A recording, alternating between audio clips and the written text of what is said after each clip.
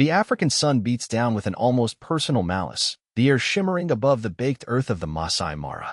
Elias grips the steering wheel of his battered Land Rover, his knuckles white, though not from the effort of driving. He's not driving. He's parked, engine silent, a cold dread coiling in his stomach that has nothing to do with the midday heat. To his left, a lioness, her tawny coat the precise shade of the parched grass, watches him with unsettlingly intelligent yellow eyes. To his right, another, larger, her breathing a soft, ominous rasp in the profound stillness. He is pinned, the metallic scent of his failing vehicle mixing with the primal, musky odor of apex predator. This is how it ends, he thinks, a strange calmness settling over the terror. He was trapped between two lions, until one of them did something that made him cry. Before we dive in, let us know where you're watching from in the comments, and if you believe kindness exists in the wild, hit that like button and subscribe. The low growl from the lioness on his right vibrated through the Jeep's chassis, a prelude to an ending Elias couldn't yet fathom. But something was about to shift in that suffocating silence. It had started like any other Tuesday patrol for Elias Thorne, a senior ranger in the sprawling conservancy that bordered the National Reserve. 47 years old, with skin weathered like old leather by decades under the African sun and eyes that held the vast, quiet wisdom of the plains, Elias knew this land as intimately as the lines on his own hands. He'd been born in a small village not far from here, his childhood soundtracked by the distant roar of lions and the trumpeting of elephants. The wild wasn't just his workplace, it was an extension of his soul. His days were a familiar rhythm of checking waterholes, monitoring wildlife movements, liaising with anti-poaching units, and occasionally, performing rescues, though usually, it was the animals that needed saving, not him. His vehicle, a Land Rover Defender affectionately nicknamed the Tortoise for its resilience rather than its speed, was as much a part of the landscape as the acacia trees. It was old, undeniably, scarred and dented from countless encounters with rough terrain and curious wildlife, but it had always gotten him home. Today, however, the Tortoise had been showing its age more than usual. A persistent sputtering cough had started a week ago, a metallic whine from the gearbox that morning. Elias had made a mental note to have Juma, the conservancy mechanic, take a thorough look, but the reports of dwindling water sources in the northern sector had made this patrol urgent. The dry season was biting hard this year, the range tragically delayed. The land was brittle, the air thick with dust, and the animals were stressed, congregating in ever-dwindling patches of green or near the few remaining active boreholes. This tension in the ecosystem was palpable, a silent hum beneath the calls of the birds and the buzz of insects. Elias had chosen a less-traveled route, a rugged track that snaked through a series of low, rocky koppies and dense thorn scrub. It was tougher on the Tortoise, but it allowed him to check on a more isolated pan that often held water late into the dry season, a critical lifeline for many smaller species. Earlier, he'd heard the faint, frantic yelping of wild dog pups, a sound carried on the wind, but by the time he'd navigated a treacherous donga, the source had vanished. Perhaps their mother had moved them. He'd also seen a lone hyena, slinking low through the tall grass, its eyes gleaming with a desperate hunger. These were small, almost subliminal signs, like minor chords in a symphony of impending difficulty, contributing to an underlying sense of unease that prickled at the edges of his awareness. The air itself felt heavy, charged, not just with heat, but with an unspoken anticipation. The savanna stretched before him, an immense canvas of ochre, tan, and muted olive. The distant Lobombo Mountains were a hazy purple smudge on the horizon. He loved this stark, unforgiving beauty, the way life clung so tenaciously to existence here. He often felt more at home in the vast, quiet emptiness of the bush than in the bustling confines of the ranger station. Here, the rules were clear, ancient, and brutally honest. He was navigating a particularly tricky section, the track little more than a pair of faint indentations in the cracked soil, when the Tortoise gave a violent lurch, accompanied by a sickening crunch of metal. The engine screamed, then died with a final, wheezing gasp. Elias swore under his breath, a rare indulgence. He tried the ignition. Nothing. Just a dull, defeated click. He tried again, pumping the accelerator uselessly. Silence. The vast, overwhelming silence of the African bush, broken only by the frantic chirping of a red-billed camellia in a nearby thorn tree, suddenly felt less like peace and more like a threat. He climbed out, his boots crunching on the baked earth. A quick inspection confirmed his worst fears. The front axle was grotesquely twisted, the casing cracked. It wasn't a simple fix, it was a catastrophic failure. He was stranded, miles from the nearest ranger post, in a sector known for its resident lion prides. His satellite phone, his lifeline, chose that precise moment to mock him. No signal. He checked the radio, his hand already knowing what he'd find. The jolt had dislodged it. Wires dangled uselessly. Frustration warred with a rising tide of anxiety. Protocol dictated he stay with the vehicle. It offered some measure of protection and was easier to spot from the air, should a search party be sent. But how long would that take? He hadn't logged this specific detour, confident in his ability to handle the tortoise and the terrain. The sun climbed higher, a merciless white disk in the pale blue sky. Elias took stock of his supplies: 2 liters of water, a handful of dried mango strips, his binoculars, a Leatherman tool, and his service rifle, more for deterrence than aggression. He rationed a small sip of water, the lukewarm liquid doing little to quench his thirst but momentarily soothing his dry throat. He scanned the horizon, a habit so ingrained it was almost subconscious. Nothing. Just the endless, shimmering expanse of grass and thorn. An hour passed, then another. The heat was a physical weight, pressing down on him, leeching his energy. The silence was broken only by the incessant drone of insects and the occasional distant bird call. He felt utterly, terrifyingly alone. Then, a flicker of movement in the tall grass to his left. His head snapped up, every nerve ending suddenly alive. A lioness. She emerged slowly, deliberately, not with the focused intensity of a hunt, but with a kind of regal curiosity. She was about 50 yards away, her body low to the ground, her gaze fixed on the disabled Land Rover. Elias froze, his hand instinctively moving towards his rifle, then stopping. Sudden movements were a bad idea.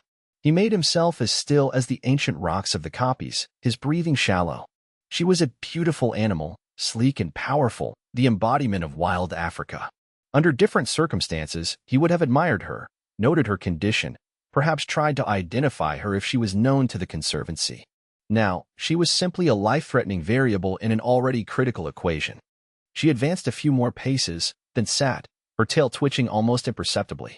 Her eyes, amber and unblinking, never left him. Elias could feel the sweat trickling down his back, stinging his eyes. He knew lion behavior. Curiosity often preceded aggression, especially if she was hungry, or felt threatened, or had cubs nearby. The minutes stretched, each one an eternity. He remained motionless, trying to project an aura of non-threat, a difficult task when your heart is hammering against your ribs like a trapped bird. Just as he was beginning to wonder if she might lose interest and move on, a second shadow detached itself from the shimmering heat haze on his right. Another lioness. This one was larger, with a darker mane fringing her powerful neck, and she moved with an air of undeniable authority. She didn't so much walk as flow over the ground, each step placed with silent precision. She stopped about 30 yards from the jeep, on the opposite side to the first. Elias was now well and truly flanked. The casual curiosity of the first lioness was replaced by a palpable sense of being assessed, measured, by 2 of the continent's most formidable predators. The air grew thick, heavy with unspoken intent. The sun, now past its zenith, seemed to intensify its glare. The first lioness, the smaller of the 2, whom Elias mentally labeled Lioness A, rose and began to pace, a slow, deliberate circuit around the far side of the jeep, her gaze unwavering. Her tail began to flick more erratically, a sign of growing agitation. Elias could hear her soft huffs, the exhalation of breath through powerful nostrils. He risked a glance at the second lioness, Lioness B. She remained seated, sphinx-like, her gaze also fixed on him, but there was a subtle difference in her demeanor. While Lioness A radiated a nervous energy, a predatory restlessness, Lioness B seemed calmer, more watchful, her immense head tilted slightly as if in contemplation. Or perhaps, Elias thought with a fresh wave of dread, she was simply waiting for Lioness A to make the first move. He stayed rigidly still within the partial shelter of the open driver's side door, acutely aware of every tiny sound, the creak of the hot metal of the jeep cooling slightly, the distant caw of a crow, the thumping of his own blood in his ears. He tried to regulate his breathing, to slow the frantic rhythm of his heart. Panic was a luxury he could not afford. He was a part of their world now, an unexpected intrusion, and his survival depended on understanding their language, their intentions. Hours crawled by. The shadows began to lengthen, ever so slightly. His water was nearly gone. His throat was sandpaper. The lionesses remained. At one point, Lioness A lay down, but her eyes never closed, her head always oriented towards him. Her ribs were faintly visible beneath her tawny coat. She was lean, perhaps hungry. This was not good. A hungry lion was an unpredictable lion. Lioness B, however, shifted her position. She seemed to be looking past him, towards a dense thicket of acacia scrub about 100 yards behind the jeep. Her ears swiveled, catching sounds Elias couldn't discern. Then, he heard it, a faint, almost imperceptible mewling. Cubs. Lioness B was a mother. This new piece of information sent a jolt through him, a complex mix of increased fear and a tiny, irrational flicker of something else.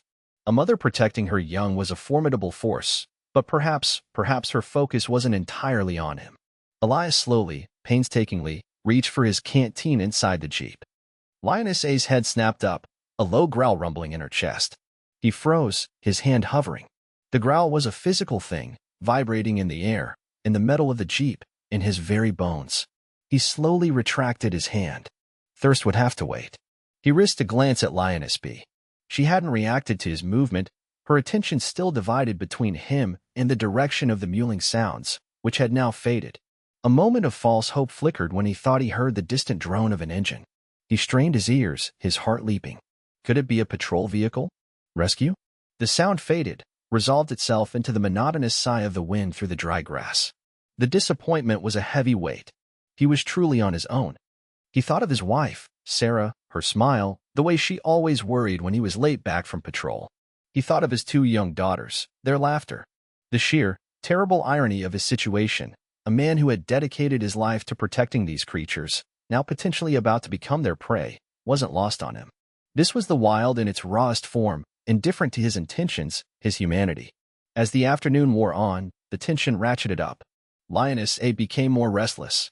She rose again, circling closer to the jeep, her tail lashing now. Her head was lower, her gaze more intense. Elias recognized the pre-attack behaviors, the fixed stare, the coiled muscles, the subtle shift in weight. He gripped the doorframe, his knuckles bloodless. He could smell her now, a dry, dusty, feline scent that filled his nostrils, raw and primal. This was it. She was going to charge. He closed his eyes for a fleeting second, a silent prayer on his lips, a sense of profound resignation washing over him. There was nowhere to run, nowhere to hide. Suddenly, Lioness A let out a full-throated, guttural roar, a sound that ripped through the stillness and seemed to shake the very air he breathed. It wasn't directed at the sky or at some distant rival. It was aimed directly at him, at the jeep. It was a sound of pure, unadulterated predatory intent. Her lips curled back, revealing massive canines. She took a half-step forward, her body tensing, coiling like a massive spring. Elias braced himself for the impact, for the searing pain, for the end. But then, in the split second before Lioness A could launch her attack, something astonishing happened. Lioness B, the larger, calmer mother, moved. It wasn't a dramatic, aggressive intervention. It was subtle, yet utterly decisive. She rose smoothly to her feet and let out a soft, breathy chuff, a sound Elias knew from his years of observation. It wasn't a growl of aggression, nor a roar of dominance. It was a contact call, a sound used between pride members, often between a mother and her cubs. Lioness A faltered, her murderous focus momentarily broken. She turned her head slightly towards Lioness B, a flicker of surprise, or perhaps annoyance, in her yellow eyes. Lioness B took a slow, deliberate step, not towards Elias, but angling slightly away from the jeep, in the direction of the thicket where Elias had heard the cubs. She chuffed again, a little louder this time, her gaze fixed on Lioness A. The air crackled with an almost visible tension. Lioness A remained poised, torn between her quarry and the interruption from her pride sister. Elias watched, scarcely daring to breathe. He was still trapped, still terrifyingly vulnerable, but the immediate, lethal threat had been, for a moment, suspended. He didn't understand. What was Lioness B doing? Was she challenging Lioness A? Unlikely, given the subtlety of her actions. Was she diverting her? Lioness B then did something that defied all of Elias's expectations of raw, predatory instinct. She turned her massive head back towards the thicket, let out another, more insistent chuff, and then took several unhurried steps in that direction. She wasn't running, wasn't challenging. She was simply leaving. Or rather, she was inviting Lioness A to follow. The mewling of the cubs, though still faint, seemed to carry more clearly on the breeze now, a plaintive, irresistible call. Lioness A stood frozen for a long moment, her gaze flicking between Elias, still cowering in the jeep, in the retreating form of lioness B. He could almost see the conflict in her predatory mind, the easy, vulnerable prey before her versus the call of the pride, the implicit summons from the mother of cubs, possibly her own relatives. Her tail twitched, no longer with aggression, but with indecision. The guttural growl died in her throat. Her ears, which had been flattened against her skull, pricked forward slightly. Then, with a final, lingering look at Elias, a look that still held a chilling measure of predatory assessment, Lioness slowly, almost reluctantly, turned. She didn't rush. She padded silently after Lioness B, her powerful shoulders moving with a fluid grace. The two massive felines converged near the edge of the acacia scrub, paused for a moment as if in silent communication, and then, together, melted into the dense undergrowth, vanishing as silently as they had appeared. Elias remained frozen, his body rigid, his mind struggling to process what he had just witnessed. The sun was beginning to dip towards the horizon now, painting the sky in hues of orange, pink, and violet. The suffocating heat of the day was slowly giving way to the cooler evening air. Dust motes danced in the slanted rays of light that filtered through the Jeep's dusty windscreen. The only sounds were the chirping of crickets starting their nightly chorus and the frantic, desperate thumping of his own heart, which felt like it was trying to beat its way out of his chest. He stayed there for what felt like an eternity, every muscle screaming in protest from the sustained tension. Then, slowly, painstakingly, he lowered himself onto the driver's seat, his legs trembling so violently he could barely control them.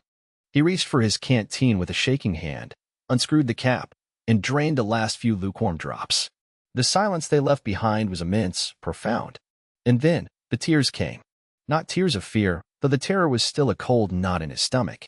Not entirely tears of relief, though the wave of it that washed over him was immense, making him feel lightheaded.